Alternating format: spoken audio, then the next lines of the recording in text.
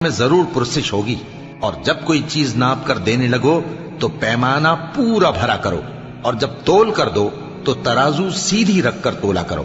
یہ بہت اچھی بات اور انجام کے لحاظ سے بھی بہت بہتر ہے۔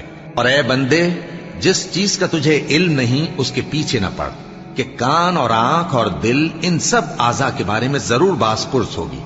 اور زمین پر اکڑ کر اور تن کر مت چل، کہ تو زمین کو پھاڑ تو نہیں ڈالے گا اور نہ لمبا ہو کر پہاڑوں کی چوٹی تک پہنچ جائے گا۔ ان سب عادتوں کی برائی تیرے پروردگار کے نزدیک بہت ناپسند ہے۔